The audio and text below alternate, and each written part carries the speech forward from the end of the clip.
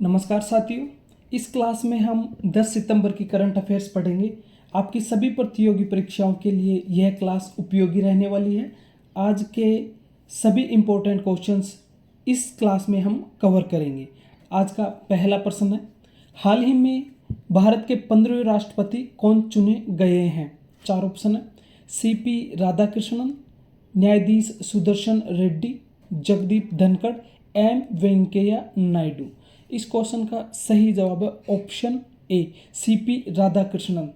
ये तमिलनाडु के हैं। इनका जन्म 20 अक्टूबर 1957 को हुआ था। वर्तमान में ये महाराष्ट्र के राज्यपाल हैं।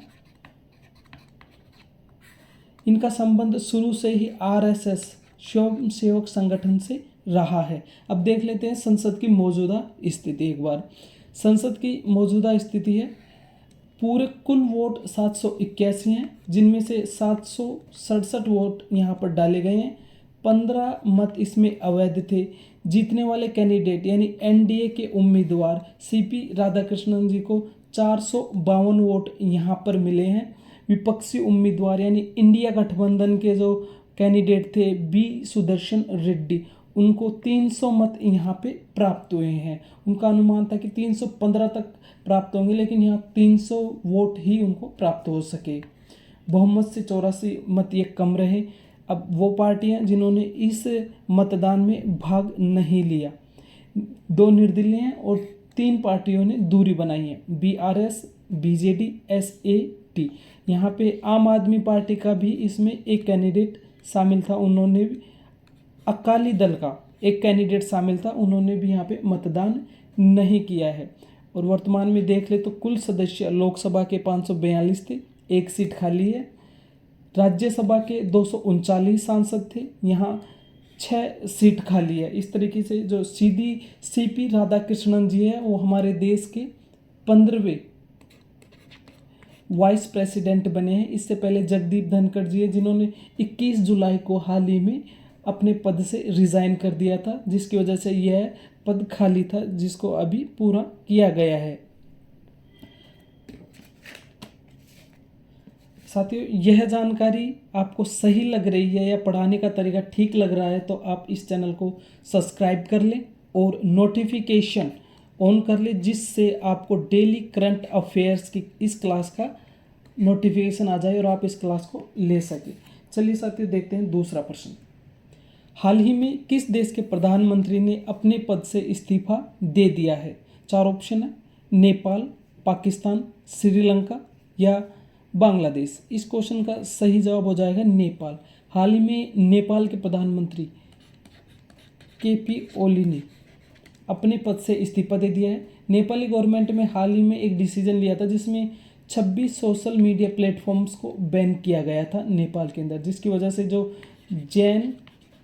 जैन जी यूथ है, युवा लोग हैं, उन्होंने प्रदर्शन कर दिया था। नेपाल में सभी जगह पर ये प्रदर्शन हुए थे, जिसमें 20 से ज़्यादा लोग अभी मारे जा चुके हैं। और नेपाली संसद में इन लोगों ने तोड़फोड़ की है, वहाँ आग लगाई है, आगजनी की है, जिसके बाद नेपाली प्रधानमंत्री ने सभी जो राजनीतिक दल है उनके साथ बैठक करके अपने पद से इस्तीफा दे दिया है। अब अगले प्रधानमंत्री नेपाल के कौन होते हैं, अगली जब भी होगा बनेंगे वो आपको अपडेट कर दिया जाएगा। अब देखते हैं अगला प्रश्न साथियों। ये उनका रेजिग्नेशन है, उन्होंने ये लिख के अपनी लैंग्वेज में दिया, ये हिंदी से काफ़ी मिलती जुलती है। हाल ही में ब्रिक्स बैठक में भारत की ओर से किसने भाग लिया है? 4 ऑप्शन है, टीवी सोमनाथन, एस जयशंकर, अनंत नागेश्वरन वेंकट रमन, BVR सुब्रमण्यम। तो इस क्वेश्चन का सही जवाब ऑप्शन बी है, एस जयशंकर। ये भारत के विदेश मंत्री हैं और ब्राज़ील के द्वारा बुलाई गई इस आपातकालीन बैठक में, या इंस्टेंट जो भी कहें, बुलाई गई ब्रिक्स की इस बैठक में भारत की तरफ से एस जयशंकर ने, चाइना की तरफ से शी जिनपिंग ने और रशिया की तरफ से व्लादिमीर पुतिन, सभी बड़े नेताओं ने इस मीटिंग में भाग लिया था। यह मीटिंग ऑनलाइन हुई थी। अब देख लेते हैं यहाँ पर इन सब के बारे में। टीवी सोमनाथन ये वर्तमान में भारत के मुख्य सचिव हैं, चीफ कैबिनेट सचिव हैं, कैबिनेट सेक्रेटरी। अनंत नागेश्वरन वेंकटरमन, ये भारत के मुख्य आर्थिक सलाहकार हैं वर्तमान में।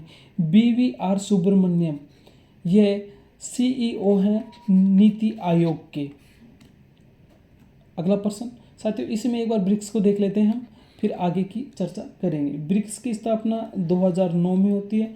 शुरुआत में इसमें 4 ही देश होते हैं, लेकिन बाद में इनको जोड़कर ब्रिक्स प्लस बनाया गया था। ब्राज़ील है, रूस है, भारत है और चीन है। इन देशों ने मिलकर ब्रिक्स की स्थापना की है। 2010 में अफ्रीका के शामिल होने से यह ब्रिक्स हो गया।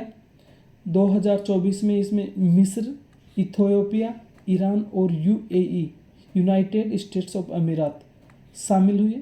2025 में इंडोनेशिया और सऊदी अरब ने इसको ज्वाइन कर लिया। अगला प्रश्न, CAFA में भारतीय फुटबॉल टीम ने कौन सा पदक जीता है? 4 ऑप्शन हमारे सामने हैं। स्वर्ण पदक, रजत पदक, कांस्य पदक या इनमें से कोई नहीं। इसका सही जवाब है ऑप्शन सी। भारत ने यहाँ पर इसमें कांस्य पदक जीता है। ये मध्य एशियाई देशों का ये फुटबॉल लीग था, जिसमें सभी देशों के बोर्ड्स ने मिलकर इसका आयोजन किया था। इसमें भारत ने कांस्य पदक जीता है CAFA 2025 के इस संस्करण में। अगला प्रश्न, हाल ही में भारत और किस देश ने द्विपक्षीय समझौते पर हस्ताक्षर किए हैं? 4 ऑप्शन है। Brazil, Vietnam, Israel, Japan. इस क्वेश्चन का सही जवाब हो जाएगा ऑप्शन सी, इजराइल। इसके अलावा इजराइल ने हाल ही में कतर की राजधानी दोहा पर भी हमला किया है, क्योंकि इसका कारण उन्होंने हमास के जो आतंकवादी हैं, हमास के समर्थित नेता हैं, उनका दोहा में होना बताया है और इसकी जिम्मेदारी जो इजराइल के प्रधानमंत्री हैं बेंजामिन नेतन्याहू ने ली है। अगला प्रश्न, 18वीं यूनिवर्सल पोस्टल कांग्रेस में किस देश ने एजेंडा का नेतृत्व किया है? दक्षिण कोरिया, भारत, ताइवान, बेल्जियम। इसका सही जवाब ऑप्शन बी है, भारत ने इस एजेंडे का नेतृत्व किया है। अगला प्रश्न, हाल ही में कौन सा भारतीय राज्य 99.3% के साथ पूर्ण साक्षर घोषित किया गया है? पंजाब, हिमाचल प्रदेश, गुजरात और मध्य प्रदेश।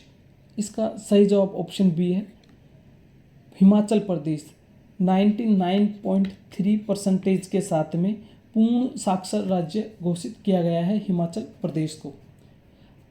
अगला प्रश्न, वर्तमान में भारत की साक्षरता प्रतिशत कितनी हो गई है? 77.9, 78.9, 79.9, 80.9%। तो इसका सही जवाब भी ऑप्शन डी है। यही सही आंसर इस क्वेश्चन का है। 80.9% वर्तमान में यह भारत की साक्षरता दर हो गई है। साथ ही करंट अफेयर्स के सभी क्वेश्चंस हमने यहाँ पर कवर कर लिए हैं। यह क्लास या यह जानकारी आपको अच्छी लगी या पढ़ाने का तरीका आपको ठीक लग रहा है तो आप इस चैनल को सब्सक्राइब कर लें, ताकि आपको आने वाली आगामी क्लासें मिल सके, या फिर नोटिफिकेशन भी ऑन कर लीजिए जिससे सबसे पहले ये क्लास आपके पास आ सके। अब मिलते हैं साथियों अगली क्लास में, तब तक के लिए जय हिंद, जय भारत।